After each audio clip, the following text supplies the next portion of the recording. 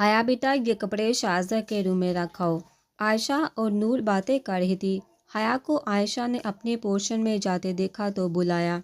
जी ताई अम्मी। वो कपड़े लेकर ताया के पोर्शन में आई। जहन में मुख्तलिफ सोचें सवार थी। या अल्लाह, अगर वो कमरे में हुए तो। सोच के उसके हाथ पांव ठंडे पड़ गए। वो धीरे धीरे कदम उठाती रूम की तरफ बढ़ी और धीरे से दरवाज़ा खोल के अंदर झांकने लगी। शुक्र के शाज़र रूम में नहीं था। वो बेड पे कपड़े रख के मुड़ी ही थी कि वाशरूम का दरवाज़ा खुला और नज़र शाज़र पड़ गई। उसने वाइट ट्राउज़र के साथ वाइट ही शर्ट पहनी थी। गीले बालों को टॉवल से रगड़ता बाहर आया। उस पे नज़र पड़ते ही आंखें लाल हो गई। बामुश्किल वो खुद को कंट्रोल किए हुए था। वो ताई अम्मी ने कहा कि वो ये ड्रेसेस रूम में मैं जाती हूँ। लड़खड़ाते लहजे में बामुश्किल वो बोल पाई, कितनी दफ़ा कहा है मेरे रूम में मत आया करो, सुनाई नहीं देता? या मुझसे बेइज्जत होने का शौक है? वो गुस्से से उसे घूरता कह रहा था। आंसू उसकी आंखों से बहने लगे। गेट आउट, वो दाड़ा। वो भागती ही रूम से निकल गई। अपने कमरे में आकर बेतहाशा रो दी। या अल्लाह, वो क्यों मुझसे इतनी नफरत करता है? बचपन से वो मुझसे नफरत करता है। मेरा कसूर तो बता दे। रो रो के कब वो गहरी नींद सोई, उसे होश ना रहा। वो तैयार होकर हनी के साथ शाह का इंतज़ार करने लगी।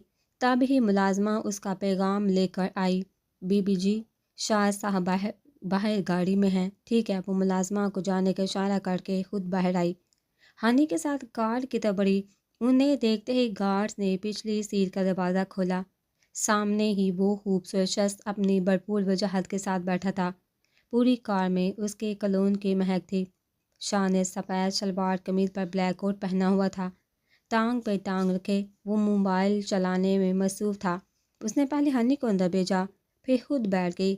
हनी उन दोनों के बीच में बैठा था। शाह ने उसके बाल सहलाए। एक गलत नज़र भी उसने साथ बैठी उस लड़की पे नहीं डाली। पूरे सफ़र के दौरान खामोशी रही। हनी उसकी गोद में सर रखे हुए था। हनी की वेकेशन चल रही थी। वो रात देर तक जागता रहता। सुबह जाकर कहीं उसकी आंख लगती। अभी भी हनी नींद में झूल रहा था और शाह वहाँ पहुँचने तक मुसलसल फ़ोन पे लगा रहा। वहाँ पहुँचते ही शाह प्रिंसिपल से मिलने गया। हनी की क्लास टीचर से, अस्सलाम वालेकुम शाह साहब, कैसे हैं आप?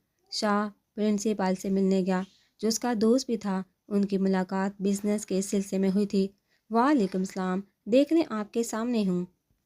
आप सुनाइए, क्या हाल है? बस शाह साहब, अल्लाह का करम है। आपके बेटे का यहाँ पढ़ने का एक फ़ायदा है, आप मिलने तो आते हैं। पहले तो बस ईद का चांद रह गए थे। शाह मुस्कुराया, नहीं ऐसी बात नहीं, बस कुछ माह पहले लंदन से आया हूँ और यहाँ बिजनेस सेट करने में काफ़ी टाइम लग गया। चलिए, अब सेट हो गया। वो फ़ोन करके पियन को कुछ हदायत देने लगे। अरे तकल्लुफ़ की ज़रूरत नहीं, रहने दे, नाश्ता करके आया हूँ। नहीं शाह साहब, आपकी खिदमत का मौका कैसे जाने दे। आपका इंतज़ार कर रहा था कि नाश्ता आपके साथ करूँगा और नाश्ता किए बगैर मैं आपको जाने नहीं दूँगा। आखिर आप हाथ कहाँ आते हैं? अब तो चक्कर लगते रहेंगे। रहने दीजिए, नेक्स्ट टाइम। अब हाथ नहीं लगते शाह साहब। और आप भी तो जब आते अपनी खिदमत पेश करते हैं, इस दफ़ा हमें भी मौका दें। और सुनाइए शाह साहब, बिज़नेस सेट हो गया यहाँ? Okay, as you wish. हाँ, तकरीबन हो गया, लेकिन अभी भी एक दो चक्कर लगेंगे लंदन के।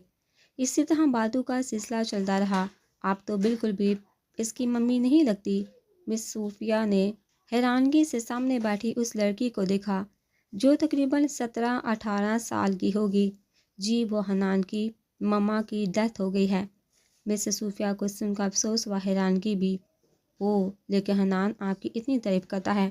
आप इसकी स्टेप मदर लगती नहीं, स्टेप मदर। उसके होंठों से अदा हुआ मिस सूफिया ने बामुश्किल सुना। ओह, आई एम सॉरी, आपको बुरा लगा। मिस सूफिया शर्मिंदा हुई, नहीं, इट्स ओके। उसने मुस्कुराने की नाकाम कोशिश की। और ये हनान की report card, congratulation, Hanan first आया है। मिस सूफिया बात बदल की गर्ज से बोली। थैंक यू, वो दिल से मुस्कुराई। हनियात ना जाने कि उस सब बहुत अच्छा लग रहा है और आज तुम्हारी वजह से मुझे फख्र महसूस हुआ। मिस सूफिया के सामने थैंक यू सो मच मेरी जान। उसने झुकते हुए हनी के सर पे बोसा दिया। परी, आप खुश हैं? وہ चहकते हुए बोला, हाँ बहुत। उसके होंठों से मुस्कुराहट जा नहीं रही थी। मैं आपके लिए हमेशा पछताऊंगा। फिर आप कभी रोना रोना नहीं, मुस्कुराती रहना। क्या वो मासूम बच्चा उसे समझता था? उसने मुस्कुराते हुए होली से उसकी पेशानी पे आते बालू का संवारा। क्लास टीचर से मिलने के बाद हनी उसे मिस बुशरा से मिलवाने ले गया। हनी के बकौल वो उसकी फेवरेट टीचर थी। वो खुश असलूबी से उनसे मिली। आज वो बहुत खुश था। वो खुशी खुशी सबसे उसे मिलवा रहा था। जब मिस बुशरा से मिलकर वो स्टाफ रूम से बाहर आई, तब हनी ने उससे कहा, परी आप हंसते हुए बहुत खूबसूरत लगती हैं। अब ऐसे ही रहना, चेंज नहीं होना। नहीं होंगी, अब अपने फ्रेंड से मिलवाओ। वो दोनों ग्राउंड की तरफ आगे जहाँ हनी के फ्रेंड्स भी खड़े थे, और हनी के फ्रेंड्स से मिलने लगी। देखो फ्रेंड्स, ये परी है मेरी मामा। तुम्हारी मम्मा तो बहुत प्यारी हैं। आप भी बहुत प्यारे हैं। उसने बच्चे के गालों को प्यार से छुआ। अब सब बच्चे से सवाल करते, वो हंसते हुए जवाब दे रही थी। तभी ड्राइवर शाह का पैगाम लेकर आया। बीबी जी, शाह साहब बाहर इंतज़ार कर रहे हैं। चलो हनी, अब चलते हैं। वापसी का सफ़र भी खामोशी से गुजरा। शाह के पूछने पे हनी ने उसे अपनी पोजीशन का बताया तो शाह के चेहरे पर खुशी देखने लायक थी। उन्हें हनी से कहा कि वो कोई भी फरमाइश कर सकता है। हनी ने ये कह के टाल दिया कि वो सोच के मांगेगा। हनी घर आते ही दौड़ कर अंदर चला गया। वो शाह से थोड़ा आगे चल रही थी कि उसका पाँव अचानक मुड़ गया। शाह ना संभालता तो वो ज़रूर ज़मीन बोस हो जाती। अभी से थक गई। तुम्हें तो पूरी ज़िंदगी मेरे साथ रहना है, बहुत कुछ सहना है, फिर क्या करोगी? वो मुलाजमा को उसके साथ आने का कहकर खुद अंदर चला गया। शायद आज भी वो उसे तकलीफ़ में नहीं देख सकता। कोई उसे ज़ोर ज़ोर से हिला रहा था। वो गहरी नींद से जागी, मंदी मंदी आंखें खोली तो देखा सामने ही अली खड़ा दांत निकाल रहा था। जल्दी उठो, हर वक्त सोती रहती हो। मम्मी बुला रही हैं, गेस्ट आने वाले होंगे। मम्मी की हेल्प करो जाकर। अब वापस सो ना जाना। अली ने बाकायदा उसे वार्निंग दी। हया की एक बुरी आदत थी कि बाहर देखते ही नींद की देवी उस पर मेहरबान हो जाती। उफ, कोई ऐसे उठाता है जंगली। एक ये जंगली, दूसरा उसका वो बदतमीज़ भाई। मेरा बस चले तो उसे घर से बाहर निकाल दूँ। क्या कहा? भाई के बारे में कुछ कहा? अली उसकी बड़बड़ाहट सुन चुका था। हाँ, तुम्हारा भाई एक नंबर का जंगली गुंडा बदमाश है। बात करने की तमीज़ नहीं। उसको तो ऑफिस बेचने की जगह नर्सरी में एडमिशन दिलवाना चाहिए। Ill mannered. यानी आज फिर भाई ने इज्जत अफजाई की। अली गहरा सांस लेकर बोला। अली और हया दोनों हम उम्र थे। दोनों में काफ़ी दोस्ती थी। अली जानता था शाहजर हया को पसंद नहीं करता। यही एक बात उसे बहुत बुरी लगती है। जी नहीं, आज मैंने उसे सुनाया। समझता क्या है खुद को, मैं भी किसी से डरती नहीं। खड़ूस कहीं का, वो अपना बड़म रखने को बोली। छोड़ो, भाई तो है ही आधे पागल। अपनी ही करते हैं, आधे नहीं पूरे पागल हैं। अच्छा चलो, मम्मी वेट कर रही होंगी, फिर मुझे डांट पड़ेगी। तुम जाओ, मैं बस 2 मिनट्स में आई। ओके। अली के जाने के बाद वो फ्रेश होने चल दी। हया आगे तुम जीता यम्मी, आप बताइए क्या करना है? बस डाइनिंग टेबल अरेंज करनी थी, वो मैंने कर दी। सॉरी ताई अम्मी, मैं सोई हुई थी। अली आया था उठाने, लेकिन उसके जाने के बाद पता नहीं कैसे फिर आंख लग गई। वो शर्मिंदा लहजे में गोया हुई। अरे नहीं मेरी जान, मैंने ऐसे ही तुम्हें बुलाया था। तुम अब आती जो नहीं। पहले तो हर वक्त बस ताई अम्मी की रट लगाई रहती थी, अब तो भूल ही गई हो। सॉरी ताई अम्मी, अब आपका शाम की चाय आपकी तरफ। अब आप बताइए, अब आप बैठी, मैं चाय बनाती हूँ। वो फ्रिज से दूध निकालने ही लगी थी कि आयशा ने उसे रोक दिया। नहीं तुम बैठो, ये पास्ता खाओ, चाय मैं बनाती हूँ।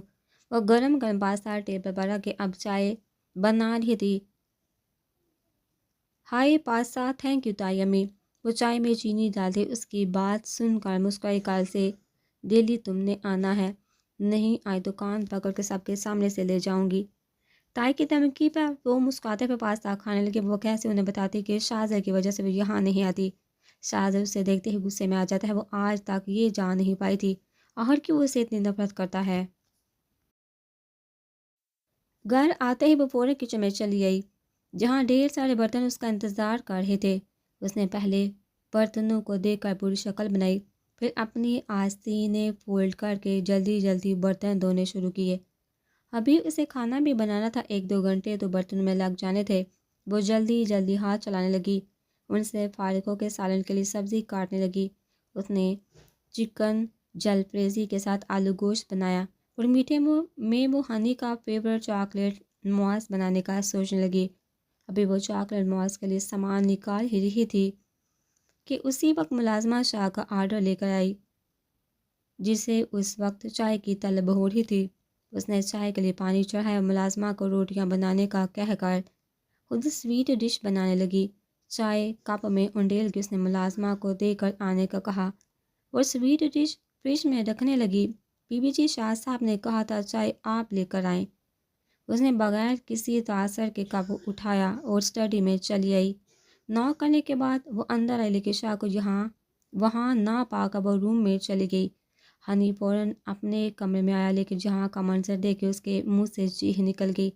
ایک دن شاہ نے اسے کچھ ڈیزائنز دکھائے تھے۔ ہنی نے ان میں رائل بلو بیڈ روم سیٹ پسند کیا تھا۔ اسے یقین نہیں آ رہا تھا اس کے روم میں وہی بیڈ روم سیٹ سلیقے سے سیٹ کیا گیا ہے۔ اس نے شاہ کی کتنی منتیں کی تھی، بی بی جان سے بھی کہا تھا، لیکن شاہ کا ایک ہی جواب ہوتا، میٹر کے بعد۔ لیکن آج اس طرح روم سیٹ دیکھ کے اس کی خوشی کا کوئی ٹھکانہ نہیں رہا۔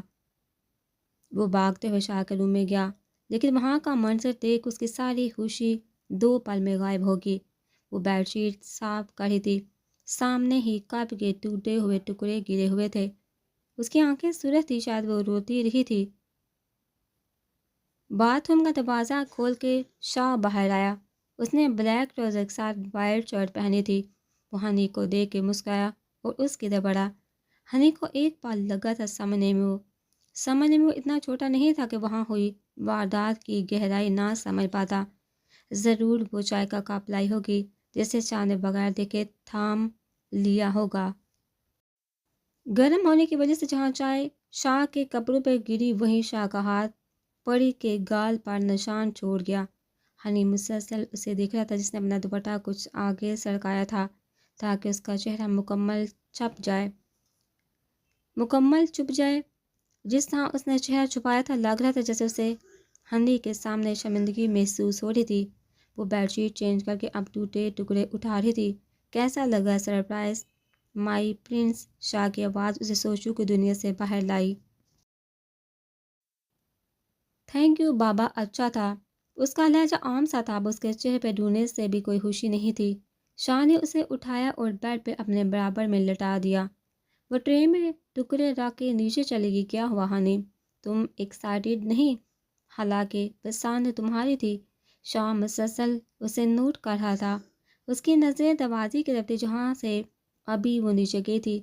نہیں بابا، مجھے روم سیٹ بہت پسند آیا، بس نیند آ رہی ہے۔ وہ کربٹ بدل کے لیٹ گیا۔ صاف ظاہر تھا وہ شاہ سے بات نہیں کرنا چاہتا تھا۔ شاہ کی پیشانی پہ لاتعداد بال نمودار ہوئے۔ ہنی، خود کو اس کا عادی مت بناؤ، اسے یہاں سے جانا ہے۔ اور ایک اہم بات، اگر تمہیں لگتا ہے اسے تم سے لگاؤ ہے تو سب ناٹک، وہ سب لوگ جھوٹے ہیں۔ نہیں بابا، دادو اور ماما ایسی نہیں۔ مت کہو اسے ماما، نہیں ہے وہ تمہاری ماں۔ نہ چاہتے ہوئے بھی شاہ کا لہجہ انتہائی سخت تھا۔ بابا، وہی میری ماما ہے۔ ماما میری ماما نہیں تھی۔ I hate Hare, she was selfish. بابا، اگر ماما یہاں سے چلے گی تو میں بھی عمر کے پاس۔ جسٹ شٹ اپ شاہ، بے اختیار دارا۔ ہنی سہم کے رونے لگا۔ شاہ کو احساس ہوا۔ اس نے ہنی کو خود سے قریب کیا۔ I am sorry honey. Shah نے اسے خود سے لگایا اور دیوانہ وار اس کے چہرے کے ایک ایک نقش کو چومنے لگا، جیسے ابھی کوئی ہنی کو اس سے چھین لے گا۔ بابا، شاہ کا موڈ دیکھ ہنی کچھ پرسکون ہوا۔ بولو بابا کی جان، ماما کو بلائیے، وہ بڑھائی ہوئی آواز میں بولا۔ شاہ نے ایک نظر ہنی کو دیکھا، اس کے بال ہلکے سے سہلائے، پھر سامنے رکھی ٹیلی فون سٹینڈ کی طرف بڑھا۔ اسے کال کر کے اوپر بلایا۔ حکم ملتے ہی وہ فوراً کمرے میں آئی۔ شاہ نے سائڈ سے موبائل لیا، ہنی کو پیار کر کے اٹھا۔ اب وہ اس کی طرف متوجہ تھا۔ ہنی کے پاس ہی رہنا، نیچے جانے کی ضرورت نہیں۔ اگر کچھ چاہیے ہو تو کال کر کے ملازمہ کو بلانا۔ اسے دیکھتے ہوئے بولا جو سر جھکائے حکم سننے کے لیے کھڑی تھی۔ جی۔ شاہ چلا گیا۔ وہ ہنی کے ساتھ ہی لیٹ گیا اور اسے تھپکنے لگی۔ ماما یہی رہنا۔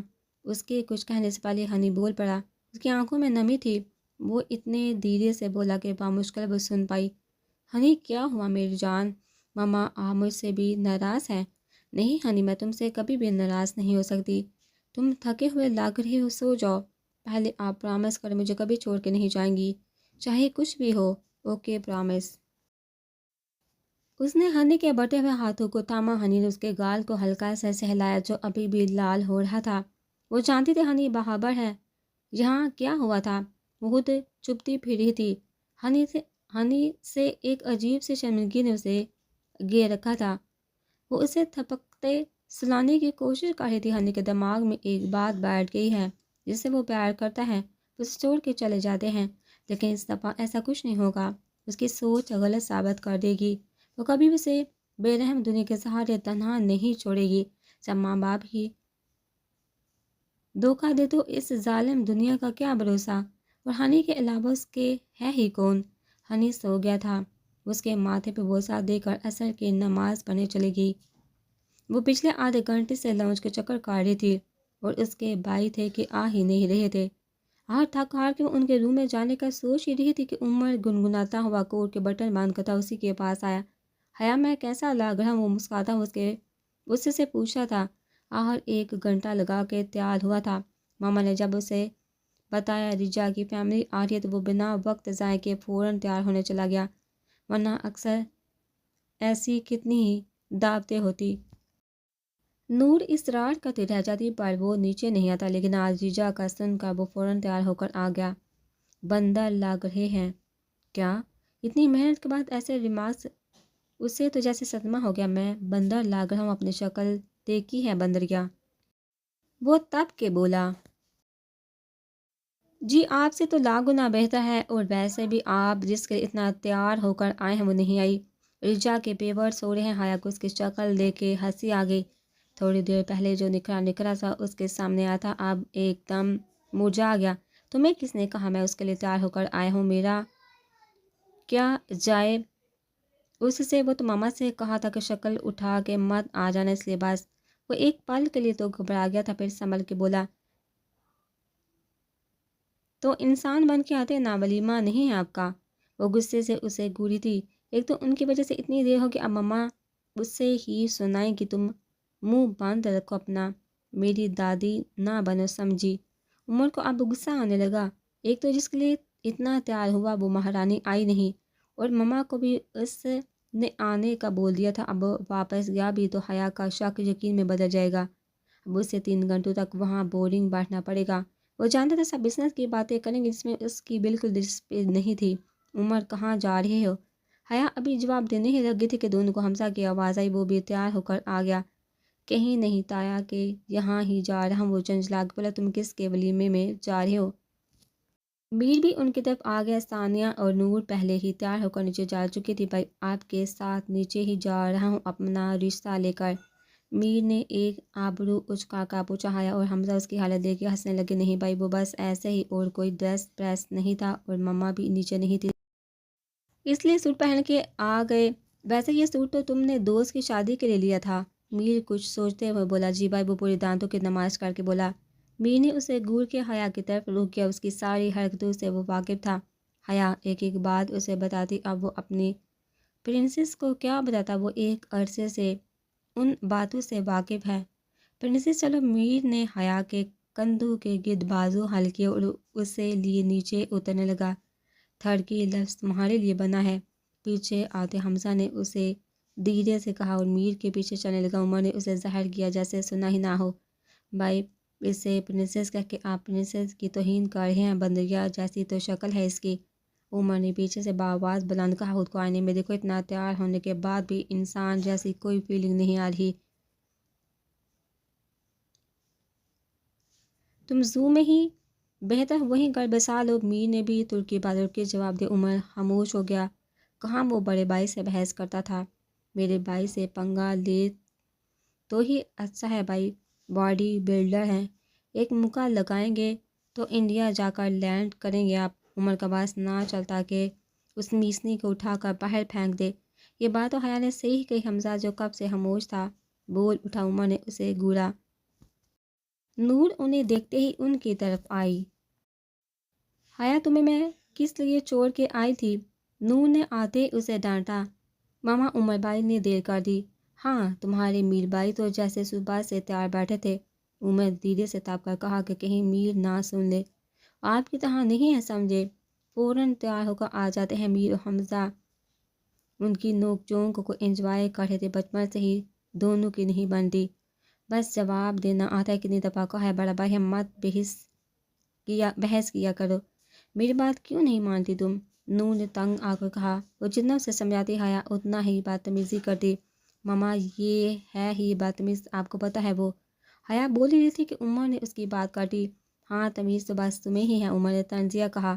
بکواس بند کر عمر اور اندر جاؤ تم دونوں۔ میر نے دونوں کا سرخ چہرہ دیکھا تو عمر و حمزہ کو بولا۔ جی بھائی، حمزہ اور عمر نے جانے میں ہی آپ یہ سمجھی حیا اب بھائی کو دیکھ رہی تھی کہ اسے بھی جانے کا بول دے ورنہ ایک گھنٹہ نور کا لیکچر سننا پڑتا۔ پرنسس تم ثانی کے پاس جاؤ، وہ نرمی سے گویا ہوا جی بھائی۔ حیا شکر کرتی فوراً کھسک گئی کہ کہیں نور پھر سے اس کی کلاس نہ لے۔ اب میر پوری طرح سے نور کی طرف متوجہ ہوا۔ اس کے چہرے کی مسکراہٹ نور کو دیکھ ہمیشہ گہری ہو جاتی۔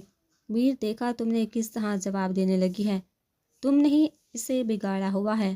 ایک نہیں سنتی میری، نور کے لہجے میں پریشانی آیا تھی۔ ماما بچی ابھی وہ وقت کے ساتھ سب ٹھیک ہو جاتا ہے، آپ ٹینشن نہ لے۔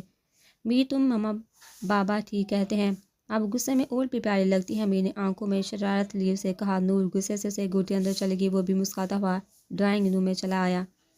آہا کریکشن مسٹر ہاشم، لوگ ہمارے ساتھ کام نہیں کرتے، ہمارے لیے کام کرتے ہیں۔ خیر آپ ڈیزائنز بھجوا دیں، پھر اس ڈیل کے بارے میں کچھ سوچا جائے گا۔ وہ سر کی نماز پڑھ کے دعا مانگ رہی تھی، شاہ کی آواز اسے بہت قریب سے سنائی دی۔ وہ جائے نماز لے کر کٹی شاہانی کے پاس آئے اور اس کا لحاف برابر کیا۔ ایک نظر وہانی پر ڈال کے صوفے پہ بیٹھ گئی، پاؤں ٹیبل پہ پھیلائے اور ٹانگوں پہ لیپ ٹاپ رکھ لیا۔ وہ جائے نماز رکھ کے شاہ کی طرف آئی، جس کی انگلیاں تیزی سے کی بورڈ پر چل رہی تھی۔ وہ اس کے پاس ہی کھڑی رہی۔ شاہ اس کی موجودگی نوٹ کر چکا تھا لیکن اپنے کام میں مگن رہا۔ پہلے وہ بنا کسی خوف کے ہر بات کر جاتی تھی، لیکن اب وہ اس شخص سے اتنا ڈرتی تھی کہ اسے چھوٹی چھوٹی بات کی اجازت لیتے کہ کہیں اسے غصہ نہ آ جائے۔ صبح والے واقعے میں بھی اس کی کوئی غلطی نہیں تھی، پھر بھی سزا اسے ملی۔ وہ گہرا سانس لے کر رہ گئی۔ وہ ہنی سو گیا ہے، میں نیچے جاؤں؟ ہاں حکم ملتے وہ فوراً نیچے چلی آئی۔ اگر تھوڑی دیر بھی وہاں رکتی تو اپنی بے بسی پہ رونے لگتی۔ وہ اس شخص کے سامنے رونا نہیں چاہتی۔ وہ بی بی جان کے روم میں جانے لگی کہ یکدم ملازمہ راستے میں آگے۔ بی بی جی وہ باہر کوئی امان شاہ آئے ہیں۔ اگر ملازمہ نے اس کا ہاتھ پکڑا نہ ہوتا تو وہ ضرور زمین بوس ہو جاتی۔ وہ بھاگنے کے انداز میں باہر، لیکن وہاں کوئی نہیں تھا۔ وہ گارڈ لنچ کر رہے تھے۔ اسے اچانک کھٹکے کی آواز آئی۔ وہ لان کی طرف بڑھنے لگی کہ تبھی جو شخص اس کے سامنے آیا اسے دیکھ اس کی سانسیں تھم گئی۔ وہ تو اس شخص کو بھول چکی تھی، لیکن وہ شاید اسے نہیں بولا تھا۔ تبھی اتنی بے عزتی کے بعد بھی وہ شخص اس کے سامنے کھڑا تھا۔ ترس گئی تھی آنکھیں جارے دیدار کی راہ میں۔ ہائے تم میں کچھ تو خاص ہے جو تم نے میرے جیسے شخص کو اپنے محبت میں دیوانہ کر دیا۔ تم یہاں کیا کر رہے ہو اور اندر کیسے ہے؟ وہ بار بار پیچھے دیکھ رہی تھی کہ کہیں شاہ نہ آ جائے۔ یہ واقعی تم ہو؟ مجھے یقین نہیں آ رہا۔ وہ نڈر بہادر لڑکی، وہ تیکھی چوڑی کہاں گئی؟ یہ آنکھوں میں خوف، یہ آواز میں لڑکھڑاہٹ۔ کبھی دل نے تمہیں ایسے دیکھنے کی خواہش کی تھی، لیکن یقین کرو یار تم تیکھی چوڑی کی غضب ڈالتی تھی۔ وہ طنزیہ مسکراہٹ ہونٹ پہ سجا کے بولا دفعہ ہو جو یہاں سے، ورنہ گارڈ کو بلوا کر وہ حال۔ ہاں گارڈ کیا کریں گے؟ مجھے ماریں گے یا سچ اگلوائیں گے؟ کیوں؟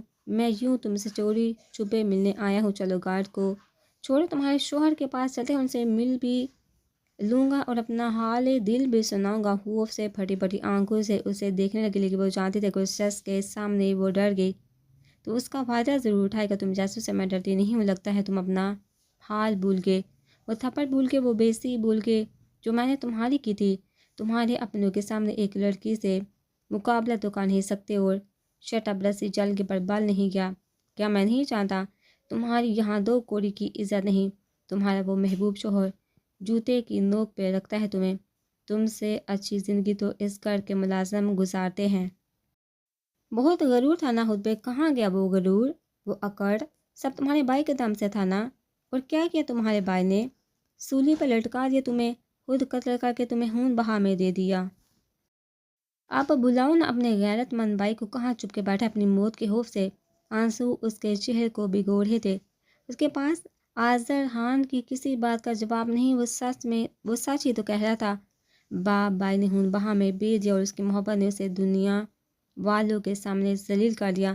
نہیں میری جان، ان خوبصورت آنکھوں میں ظلم مت کرو، سب بھول جاؤ۔ دیکھو ساری زندگی یہاں سڑنے سے اچھا ہے کہ تم میرے ساتھ، دیکھنا رانی بنا کے رکھوں گا۔ بس تم اجازت دے دو، ایک ہفتے کے اندر تمہیں یہاں سے نکال کر لے جاؤں گا، پھر بس۔ اس کا صبر کا پیمانہ لبریز ہو گیا، اس کی ضبط یہیں تک تھا۔ وہ چیخ کے بولی، مجھے چاہے ہماری زندہ دفن کر دے، اس کا معاملہ ہے۔ تم کون ہوتے ہو میری فکر کرنے والے؟ مجھے تمہاری ہمدردی کی ضرورت نہیں سمجھے؟